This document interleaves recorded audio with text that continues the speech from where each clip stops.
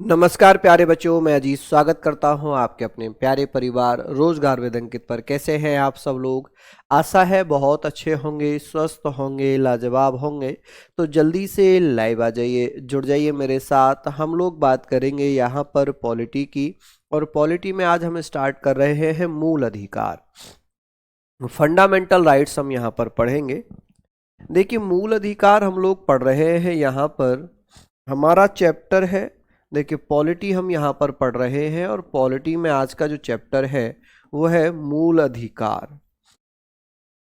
मूल अधिकार। अब मूल अधिकार की अगर बात हो रही है तो आप ये बताइए, इसे हम क्या बोलते हैं? Fundamental duties. Fundamental duties, sorry fundamental rights बोलेंगे। ड्यूटीज तो मौलिक कर्तव्यों को बोलते हैं, फंडामेंटल राइट्स। चलिए, यहाँ पर हम सारी चीज़ों के बारे में बात कर रहे हैं। यहाँ हम सारे पॉइंट्स पढ़ेंगे बेहतरीन तरीके से, और बहुत अच्छे से ये चीज़ें रहने वाली हैं।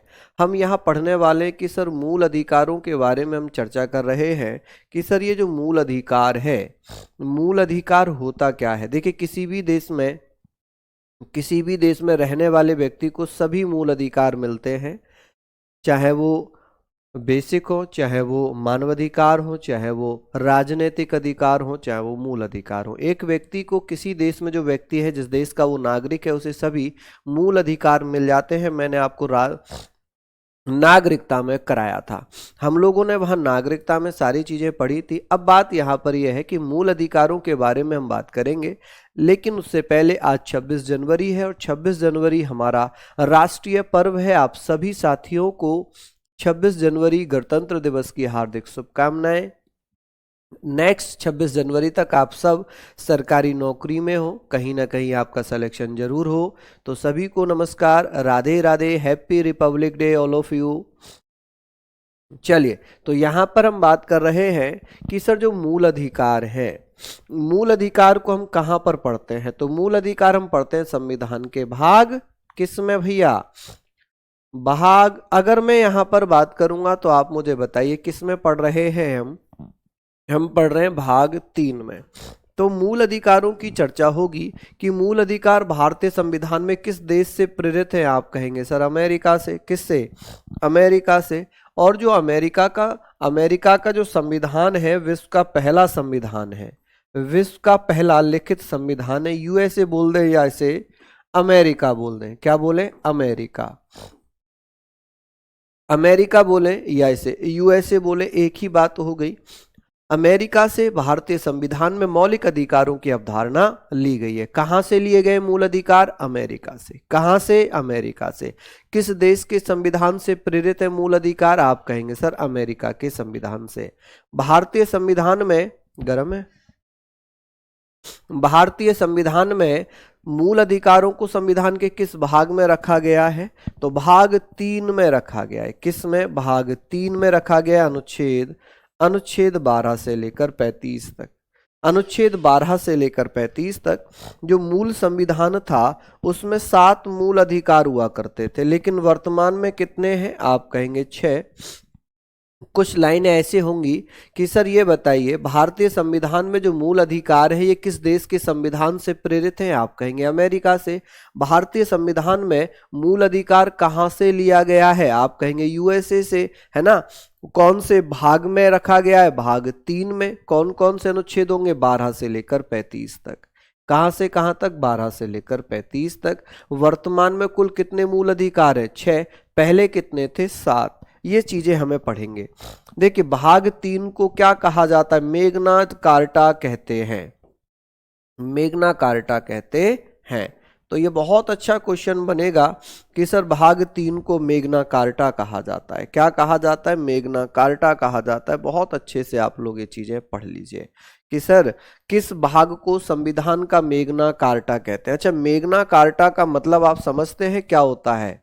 मेग्ना कार्टा, देखिए मेग्ना कार्टा की अगर बात होगी तो आप कहेंगे सर मेग्ना कार्टा का मतलब है कि जहां पर अधिकारों की चर्चा हो, जिस पार्ट में, जिस विषय में, जहां पर भी अधिकारों की चर्चा हो, चाहे वो मूल अधिकार हो, चाहे वो शैक्षिक अधिकार हो, चाहे वो किसी भी प्रकार के अधिकार हो उसे मैग्ना कार्टा कहा जाता है। जैसे 1854 में चार्ल्स वुड के द्वारा शिक्षा में सुधार की सिफारिश की गई थी।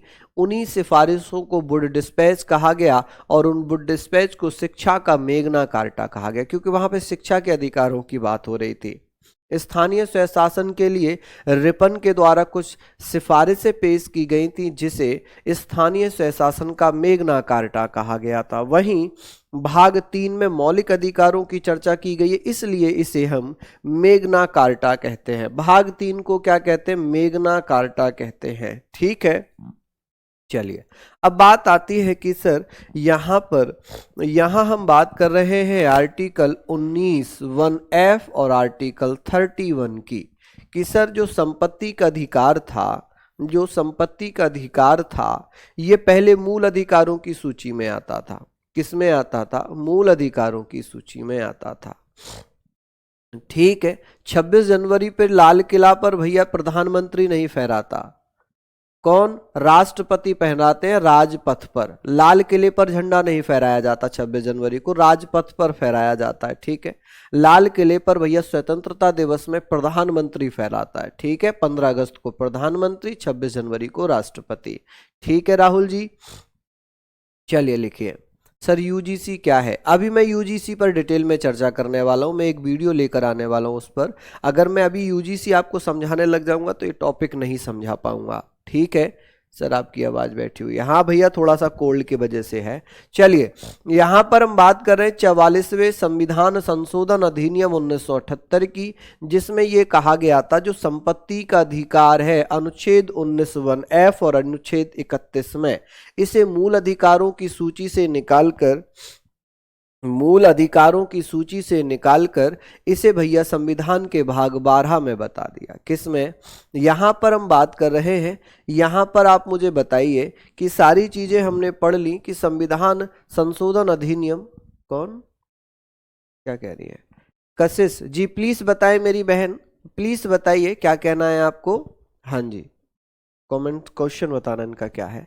चलिए, यहां पर हमने बात कर ली अनुच्छेद 300 का। 300 का में क्या लिखा हुआ है कि सर जो संपत्ति का अधिकार था, जो अनुच्छेद 19(1)(f) अनुच्छेद 31 में आया करता था, अब इसको किस में डाल दिया? 300 का में डालकर संविधान के भाग 12 में जोड़ दिया। पहले ये किस में था? भाग 3 में, तो भाग 3 से निकालकर किस में शामिल किया? भाग 12 में। अनुच्छेद 19(1)(f) और 31 को खत्म करके कौन सा जोड़ दिया? 300 का जोड़ दिया। इसमें क्या बताया है? इसमें बताया है जो संपत्ति का अधिकार है, संपत्ति का अधिकार, राइट टू प्रॉपर्टी, संपत्ति का अधिकार, right to property, right to property, right to property, ये क्या हो जाएगी जी? ये वैधानिक अधिकार है। ये क्या है? वैधानिक अधिकार है। चलिए, क्या है जी? ये वैधानिक अधिकार है। क्या है जी? वैधानिक अधिकार बना दिया। वैधानिक कह ले, लीगल कह ले, ठीक है, इसे वैधानिक या लीगल अधिकार बना दिया, कानूनी अधिकार बना दिया, लीगल अधिकार बना दिया। ये सारे पॉइंट बहुत महत्वपूर्ण हैं, इनको आप लिखिएगा। चलिए, रेगुलेटिंग एक्ट के गवर्नर 1773 में, हाँ क्या करना है इसका बताएं।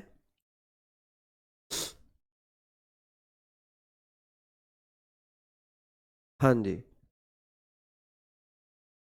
चलिए, ये पूछना चाह रहे हैं शायद कि 1773 के रेगुलेटिंग एक्ट के द्वारा बंगाल का गवर्नर कौन बना था, यही पूछना चाह रहे हैं क्या? क्वेश्चन पूरा लिखा करो भैया, ऐसे हमें समझ में नहीं आता आपने क्या पूछा है। ठीक है, चलिए, सारी चीजें हमने यहाँ पर लिखनी, सारी चीजें हमने यहाँ पर ये लिख ली। अब आप मुझे बताइए, ये सारे पॉइंट हैं, मैं एक बार फिर रिवाइज कराऊंगा कि सर मूल अधिकारों की व्यवस्था संविधान के किस भाग में है? आप कहेंगे सर भाग 3 में। कहां से कहां तक मूल अधिकार है? 12 से लेकर 35 तक। ठीक है, ओरिजिनल कॉन्स्टिट्यूशन में कितने मूल अधिकार हुआ करते थे? 7। वर्तमान में कितने हैं? 6। कौन सा हटा दिया? संपत्ति का अधिकार। संपत्ति का अधिकार किस किस अनुच्छेद में था? अनुच्छेद 19(1)(f) और अनुच्छेद 31 में। कौन से संविधान संशोधन के द्वारा हटाया गया है? 44वें संविधान संशोधन अधिनियम 1978 के द्वारा समाप्त कर दिया, जिसके माध्यम से एक नया अनुच्छेद 300 का संविधान के भाग 12 में जोड़ दिया। ठीक है, संविधान के भाग 12 में जोड़ दिया और इसमें जोड़कर संपत्ति के अधिकार को वैधानिक या लीगल अधिकार बना दिया। इसका मतलब है कि एक पिता के अगर 4 बच्चे हैं, एक पिता के यदि 4 बच्चे हैं तो वो संपत्ति चारों बच्चों में ही बांटी जाएगी। क्या किया जाएगा? चारों बच्चों में ही बांटी जाएगी। ओरिजिनल कॉन्स्टिट्यूशन का मतलब है पहला जो मूल संविधान था हमारा। ठीक है, चलिए अब बात यहां पर आ गई, ये सारे पॉइंट हमने लिख लिए, किसी को कोई दिक्कत वाली बात तो नहीं हुई? चलिए नेक्स्ट क्वेश्चन की तरफ बढ़ते हैं। नेक्स्ट स्लाइड हमारी है कि वर्तमान में कुल मूल अधिकारों की संख्या कितनी है? आप कहेंगे सर 6 मूल अधिकार हैं। वर्तमान में कितने मूल अधिकार हैं? अनुच्छेद 19(1)(f) और अनुच्छेद 31, जिसमें संपत्ति का अधिकार मौलिक अधिकार हुआ करता था, उसे 44वें संविधान संशोधन अधिनियम 1978 के द्वारा खत्म कर दिया। अब वो संपत्ति का अधिकार जो मूल अधिकार था उसे अब क्या बना दिया? उसे अब वैधानिक अधिकार बना दिया। क्वेश्चंस कैसे बनेंगे? पूछा जाएगा कि वर्तमान में कितने मूल अधिकार हैं। आप कहेंगे सर वर्तमान में 6 मूल अधिकार हैं। कि सर जब संविधान लागू हुआ था तब कितने मूल अधिकार थे? तब 7 थे। कि कौन सा हटा दिया? संपत्ति का अधिकार हटा दिया। कब हटाया था? 44वें संविधान संशोधन अधिनियम 1978 के द्वारा हटा दिया। ठीक है, चलिए तो यहां पर हमने पढ़ना है, यहां हम पढ़ेंगे वर्तमान में मूल अधिकार भाग 6 में दिए हुए हैं। ठीक है, स्वतंत्रता का अधिकार, right to equality, right to equality, जिसे अनुच्छेद 14 से लेकर 18 तक रखा गया है। किससे? 14 से लेकर 18 तक रखा गया है। हम पढ़ेंगे सभी 14 से 18 तक भी पढ़ेंगे, सारे आर्टिकल्स पढ़ेंगे, लेकिन हम यहां पर बात कर रहे हैं कि सर अनुच्छेद 1 जो है वो समानता का अधिकार है। समता कह ले, समानता कह ले, एक ही बात है, राइट टू इक्वलिटी। ठीक है, समता का अधिकार, समानता का अधिकार, राइट टू इक्वलिटी अनुच्छेद 14 से 18 तक है। स्वतंत्रता का अधिकार, right to freedom, right to freedom अनुच्छेद 19 से 22 तक दिया हुआ है। किससे? 19 से 22 तक दिया हुआ है। शोषण के विरुद्ध अधिकार, right to against exploitation, right to against exploitation 23-24 में दिया है। शोषण के विरुद्ध अधिकार, ये सारे ही एक एक करके पढ़ने पड़ेंगे हमें, अभी एक एक आर्टिकल हमें पढ़ना पड़ेगा। ठीक है, धार्मिक स्वतंत्रता का अधिकार, राइट टू रिलीजियस फ्रीडम 25 से 28 तक दिया है। सांस्कृतिक और शैक्षिक अधिकार, कल्चर एंड एजुकेशनल राइट अनुच्छेद 29-30 में। संवैधानिक उपचारों का अधिकार अनुच्छेद 32 में है। ये 6 अधिकार हो गए, 6 अधिकार हो गए। ये लिख लीजिए, बाकी पीडीएफ मिल जाएगी। मैं तो यही सलाह दूंगा कि लिखने की आवश्यकता है नहीं, रिटर्न पीडीएफ भी आपको मिल रही है, हैंड रिटर्न भी मिल रही है और ये भी मिल रही है। जिससे भी आप लिखना चाहें उससे लिख सकते हैं, जिसको चाहे प्रिंट आउट निकलवा सकते हैं या इनको अपने फोन में सेव कर सकते हैं। ठीक है, यहां पर ये क्वेश्चन आता है, नोट में लिखेंगे आप, नोट में आप यहां पर लिखेंगे कि अनुच्छेद 32 को कोल्ड ने बहुत परेशान कर दिया, 4-5 दिन हो गए। यहां पर आप मुझे बताइए कि सर अनुच्छेद 32 में क्या है? अनुच्छेद 32 में संवैधानिक उपचारों का अधिकार। तो अंबेडकर साहब ने क्या कहा था इसे? आप कहेंगे सर अंबेडकर साहब ने क्या कहा था? अंबेडकर साहब ने इसे, या अनुच्छेद 32 को, अनुच्छेद 32 को संविधान की आत्मा कहा था। क्या कहा था जी? आप कहेंगे सर संविधान की आत्मा कहा था, संविधान की आत्मा। ठीक है जी, क्या कहा? संविधान की आत्मा कहा। चलिए यहां तक आप लिखेंगे कि सर अंबेडकर साहब ने अनुच्छेद 32 को क्या कहा था? आप मुझे बताइए। अनुच्छेद 32 को संविधान की आत्मा कहा। चलिए बहुत बढ़िया, यहां पर हम बात कर लेते हैं सारी चीजें। कौन, क्या क्वेश्चन है? क्वेश्चन पूछ लो, कोई दिक्कत नहीं है। क्वेश्चन भैया अगर आप क्वेश्चन पूछ लिया करो, अगर आप बहुत लंबे चौड़े मैसेज लिखने से अच्छा है कि क्वेश्चन लिख दिया करो, और तब लिखा करो जब मैं आपके सामने फेस करके हुआ करूं। अगर मैं यहां पर फेस करके मेरा है तो भैया मैं पीछे से तो नहीं पढ़ पाऊंगा क्वेश्चन, और क्लास में ज्यादा पढ़ भी नहीं पाते हैं क्वेश्चन, ठीक है। चलिए, यहां पर हमने बात कर ली है, अंबेडकर साहब ने अनुच्छेद 32 को संविधान की आत्मा कहा था, ठीक है। क्या कहा? आत्मा कहा। यहां पर सारी बातें ऐसे आती हैं। अब ये बताइए कि सर अनुच्छेद 12 कहाँ गया, अनुच्छेद 13 कहाँ गया? ये भी तो अनुच्छेद हैं कि हमने तो केवल 14 से 32 तक पढ़ा है, ये तो मूल अधिकार हो गए। तो 12 में क्या था, 13 में क्या था, 33, 34, 35 में क्या था, ये सारी चीजें हम लोग एक बार देख लेते हैं। समता और समानता में कोई अंतर नहीं होता। समता और समानता दोनों ही इक्वलिटी हैं और दोनों ही एक समान है, ठीक है जी। चलिए, मिठाई के पैसे भेज दीजिए, वाह भाई वाह। चलिए लिख लीजिए यहां पर, बहुत शानदार। ये सारी चीजों के बारे में हम बात करेंगे कि सर समानता का अधिकार, राइट टू इक्वलिटी है, स्वतंत्रता का अधिकार है, शोषण के विरुद्ध अधिकार है, धार्मिक स्वतंत्रता का अधिकार है, सांस्कृतिक शैक्षिक अधिकार है, संवैधानिक उपचारों का अधिकार है। ये 6 अधिकार अब हमारे हो गए। अब हम बात करेंगे सर अनुच्छेद 12 में क्या लिखा है। अनुच्छेद 12 क्या कहता है? आर्टिकल 12 में क्या लिखा है? इसमें लिखा है राज्य की परिभाषा। अनुच्छेद 12 में क्या दिया हुआ है? अनुच्छेद 12 में लिखा है राज्य की परिभाषा, डेफिनेशन ऑफ स्टेट। यहां राज्य कैसे बनेगा? यहां राज्य क्या उत्तर प्रदेश की परिभाषा को बता रहा है, क्या महाराष्ट्र को बता रहा है, क्या बिहार को बता रहा है? आप कहेंगे नहीं, ना बिहार, ना महाराष्ट्र, ना यूपी। यहां राज्य हमारे नेशन को बता रहा है, हमारे स्टेट को बता रहा है, ठीक है। स्टेट जो है हमारा वो यहां पर नेशन है। यहां पर आप इसको ध्यान रखिए, ये हमारे राष्ट्र का वर्णन कर रहा है, हमारे राष्ट्र या नेशन का वर्णन कर रहा है।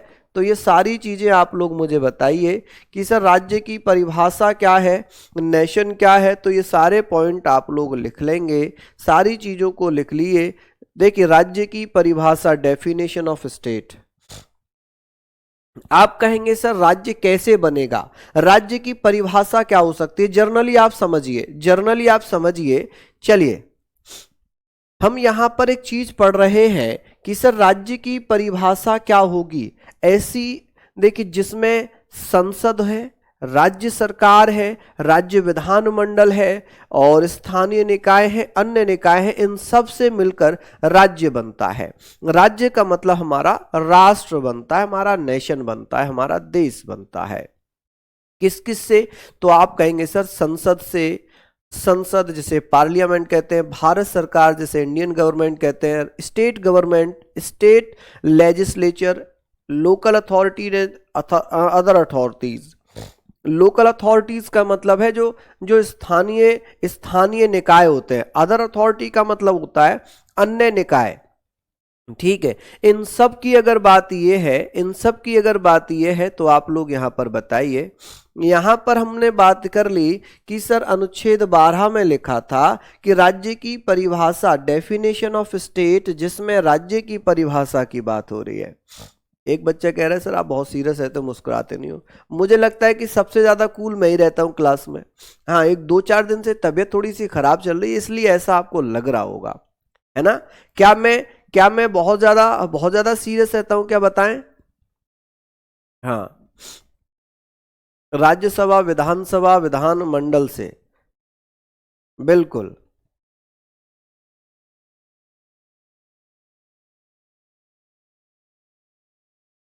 चलिए देखिए, अगर प्रिंट आउट नहीं निकलवाना है मत निकलवाइए, पीडीएफ को सेव कर लीजिए अपने फोन में, उसको जब भी कहीं जा रहे हैं, घूमने जा रहे हैं, उसको पढ़ लीजिए, है ना। अपने आप पीडीएफ से लिख लीजिए, जैसे आपको मन चाहे, जो आपके लिए सूटेबल हो, जो आपके लिए सूटेबल हो, जिसमें आपको उचित लगे, है ना, जिसमें आपको उचित लगे, ठीक है।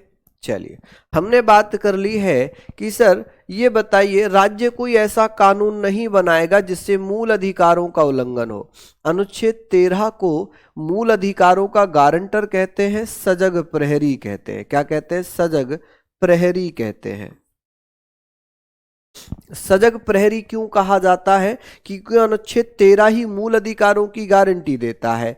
यह कहता है कि राज्य द्वारा, संसद द्वारा, राज्य यहां पर संसद को बताया है, राज्य ऐसा कोई कानून नहीं बनाएगा जिससे मूल अधिकारों का उल्लंघन हो। यदि कोई ऐसा कानून बनाया गया है जिससे मेरे और आपके मूल अधिकारों का उल्लंघन हो रहा है तो वह कानून स्वतः ही समाप्त हो जाएंगे, क्योंकि मूल अधिकार का उल्लंघन नहीं होना चाहिए।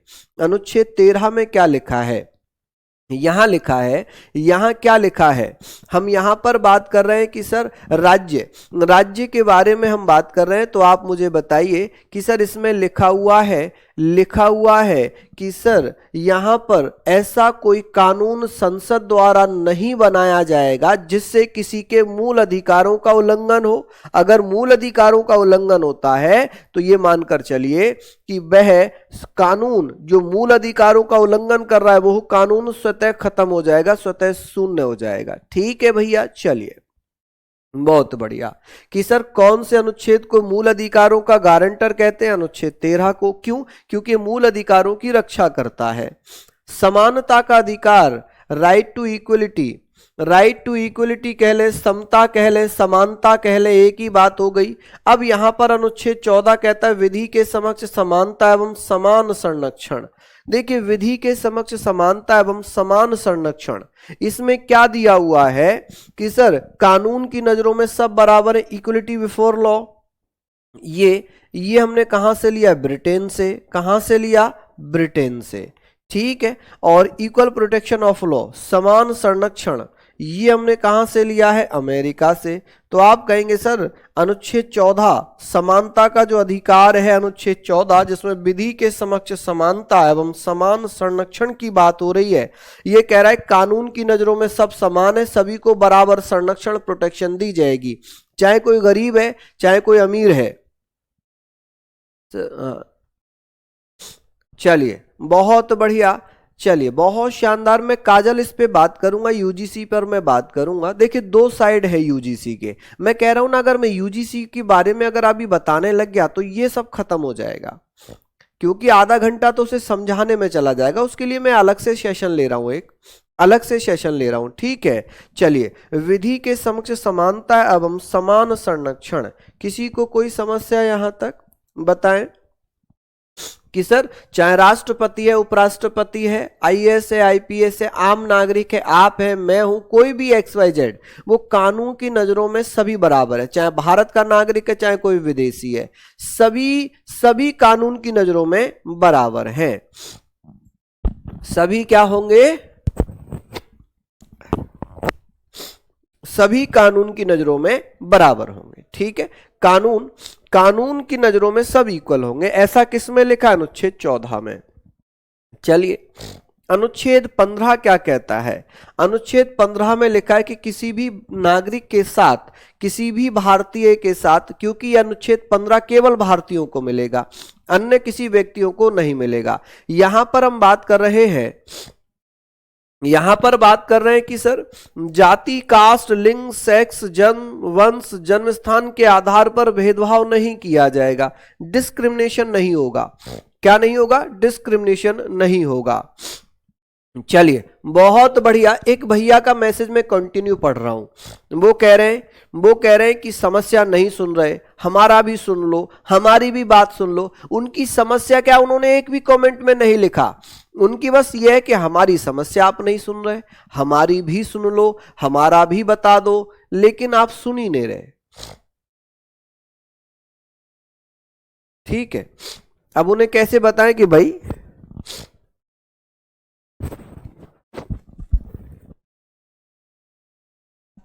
आपका सॉल्यूशन तब होगा ना जब आप क्वेश्चन भेजेंगे। आप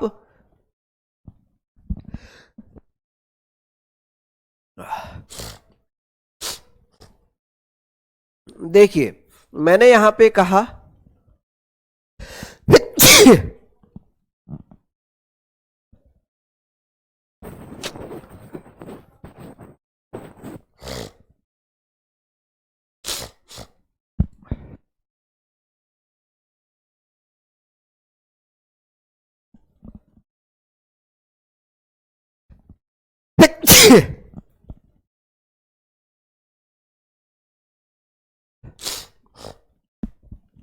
इनका क्वेश्चन है 19 और 31 बताए, भी समझ में नहीं आ रहा। अभी आएगा, अभी आएगा, आने दो उस पे।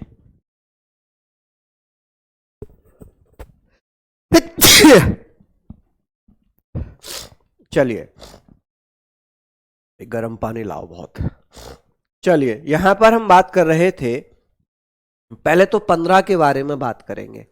15 क्या कहता है? 15 कहता है कि सर यहां पर देखिए कि किसी भी जाति, धर्म, लिंग, वंश, जन्मस्थान के आधार पर भारतीय नागरिक के साथ भेदभाव, डिस्क्रिमिनेशन नहीं होगा। ठीक है। अब बात आ रही है अनुच्छेद 15 खंड 6। सर जी को कोरोना हो गया, वाह रे वाह बालक वाह। चलिए देखो, मुझे कोरोना कर रहा है जानबूझ के। वो कह, मेरा छोटा बच्चा है, वही मेरे माँ बाप भी है, मेरी एक वाइफ है, मेरा एक छोटा सा बेटा है, ऐसी बातें मत करो। कोरोना पोरोना मत करो। चलिए यहां पर हमने पढ़ लिया 15 खंड 6 क्या कहता है। 15 खंड 6 कहता है कि इसे 103वां संविधान संशोधन अधिनियम 2019 के द्वारा जोड़ा गया। किसके द्वारा? 103वां संविधान संशोधन अधिनियम 2019 द्वारा जोड़ा गया, जिसमें यह कहा गया कि जो आर्थिक रूप से पिछड़े लोग हैं, जो ईडब्ल्यूएस के लोग हैं, जो जनरल कास्ट में आते हैं, सवर्ण में आते हैं, उन्हें इकोनॉमिक वीकर सेक्शन, आर्थिक रूप से पिछड़े वर्गों को 10% आरक्षण दिया जाएगा। कितने प्रतिशत? 10% आरक्षण दिया जाएगा। अब ये बात आ गई कि सर शैक्षणिक संस्थानों की, यहां पर शैक्षणिक संस्थानों में क्या होगा? रिजर्वेशन दिया जाएगा। क्या दिया जाएगा? शैक्षणिक संस्थानों में रिजर्वेशन दिया जाएगा। अनुच्छेद 16 लोक नियोजन की समानता, लोक नियोजन की समानता, सरकारी नौकरियों में बराबरी का अधिकार।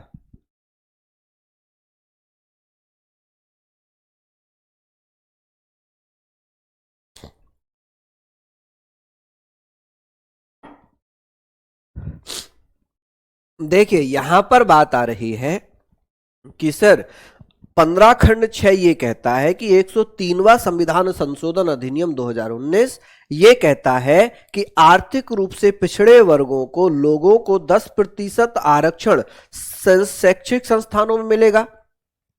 अब इसी पर यूजीसी है। यूजीसी क्या है? थोड़ा सा समझना जरूरी है।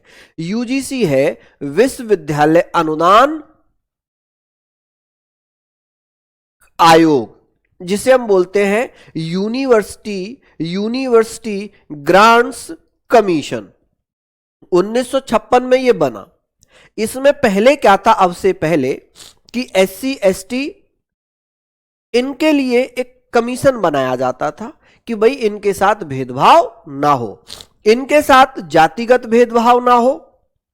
ऐसी स्थिति में विश्वविद्यालयों में एक कमेटी होती थी जहां पर एससी एसटी अपनी शिकायत कर सकते थे। ठीक है।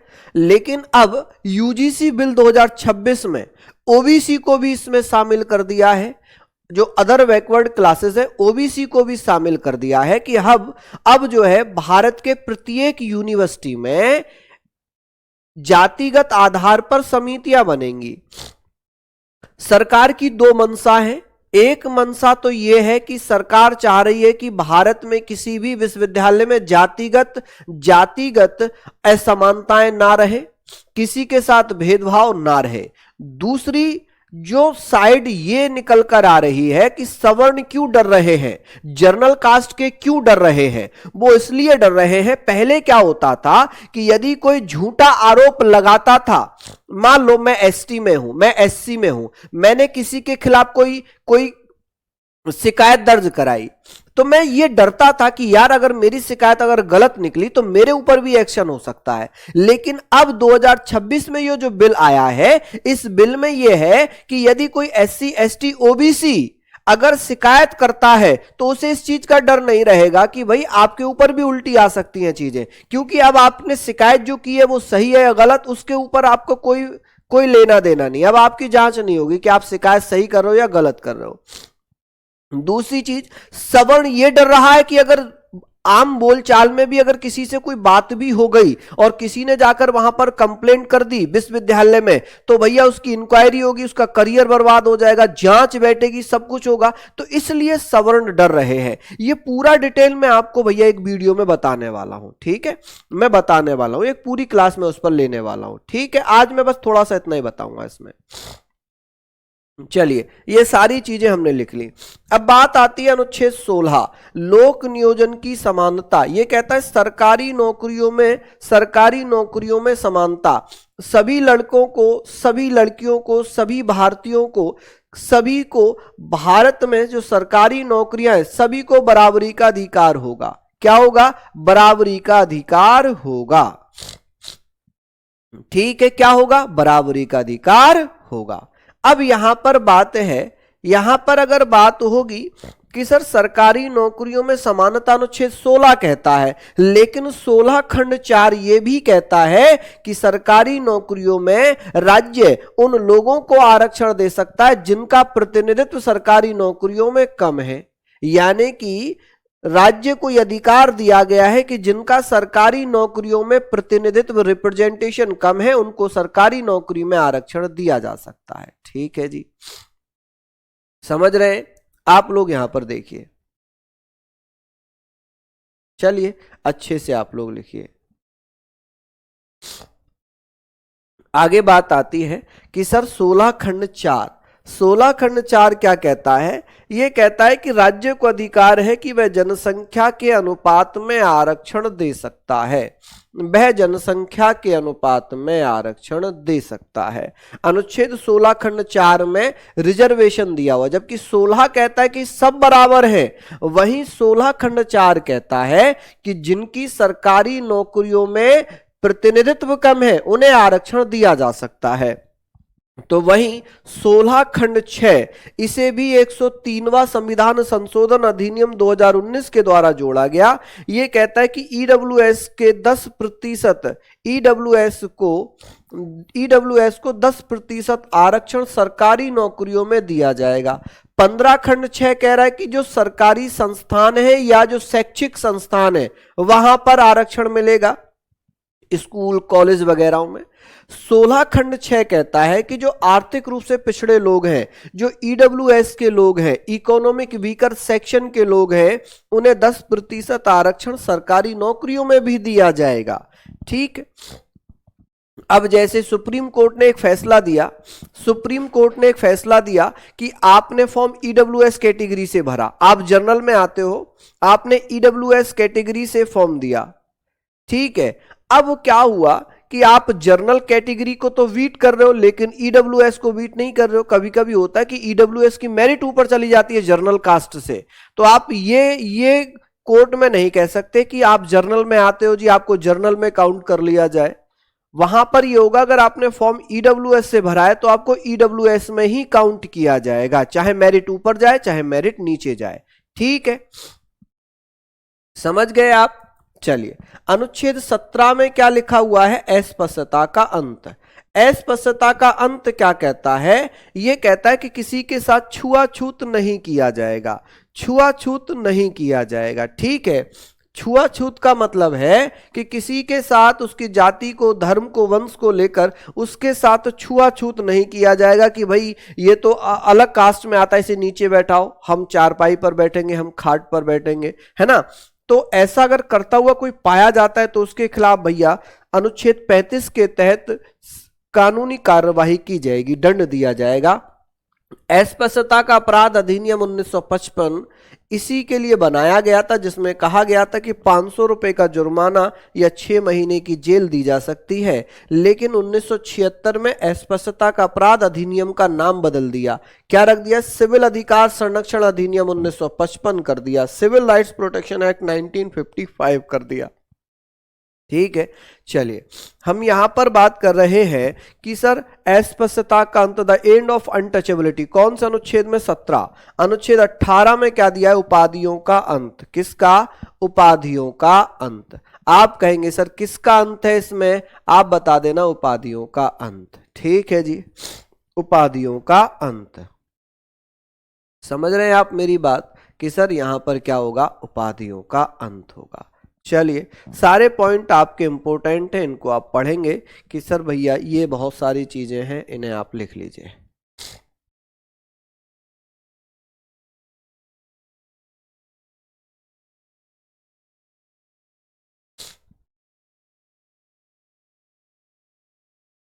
चलिए फटाफट से लिख लीजिए।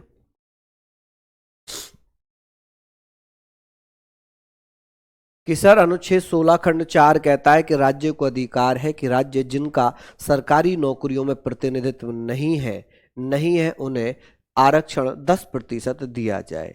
ठीक है, ये कौन सा आर्टिकल कहता है, तो 16 खंड 6 कहता है कि जो ईडब्ल्यूएस के हैं उन्हें आरक्षण मिलना चाहिए, क्योंकि इकोनॉमिक वीकर सेक्शन, सामान्य जातियों में बहुत सारे लोग बहुत गरीब हैं, तो उन्हें आरक्षण मिलना चाहिए। वहीं 17 कहता है अस्पृश्यता का अंत। क्या कहता है, अस्पृश्यता का अंत। चलिए यहां तक आपने लिख लिया कि सर ये सारे पॉइंट हमने अच्छे से नोट डाउन कर लिए हैं।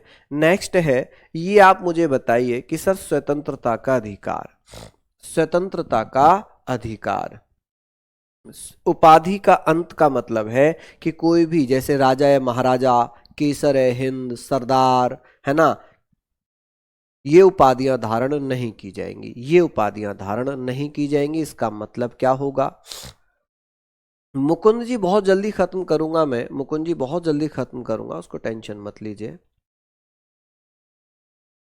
चलिए, हमने यहां पर बात कर ली कि सर उपाधियों का अंत क्या कहता है। ये कहता है कि भारत में जो पहले राजा महाराजा, ठीक है, केसर हिंद, सर, नाइटहुड, इस प्रकार की जो उपाधि धारण की जाती थी, पंजाब केसरी, है ना, बापू, महात्मा, इस प्रकार की उपाधियां धारण नहीं की जाएंगी, क्योंकि भारत में सब समान है, तो यहाँ पर उपाधियों की कोई व्यवस्था नहीं है। लेकिन जो डॉक्टर हैं, डॉक्टर हो गए या फिर आप कह सकते हैं डॉक्टर हैं, या जो पद्म श्री, पद्म भूषण, पद्म अवार्ड मिलते हैं, है ना, या भारत रत्न मिलता है, तो ये अवार्ड हैं, ये क्या है, अवार्ड हैं। ठीक है, तो पुरस्कार और डिग्रियों को छोड़कर कोई भी उपाधि धारण नहीं की जा सकती। समझ में आया। अब बात आती है स्वतंत्रता का अधिकार। स्वतंत्रता का अधिकार भैया इसे हम करेंगे कल, इसे हम कल करेंगे, क्योंकि भैया सर्दी ने बैंड बजा दी है, अच्छी खासी सर्दी हो रही है और सब तो सिर दर्द करने लग गया नाक से वो करके। ठीक है, आशा है आप रिवाइज कर लीजिएगा। मैं पीडीएफ पूरी डलवा रहा हूँ, पूरी पीडीएफ में डाल देता हूँ, इससे आप लिख लीजिएगा। ठीक है, पूरी पीडीएफ में डाल देता हूँ, इससे आप लोग लिख लीजिएगा अपनी पूरी पीडीएफ को। समझ गए आप मेरी बात, समझ गए आप मेरी बात। चलिए यहाँ पर आप इसको लिख लीजिए। ठीक है जी, चलिए बहुत बढ़िया, शानदार। तो अच्छे से आप लोग इसको पढ़िए, फिर मिलेंगे आपसे, तब तक के लिए जय हिंद, जय भारत।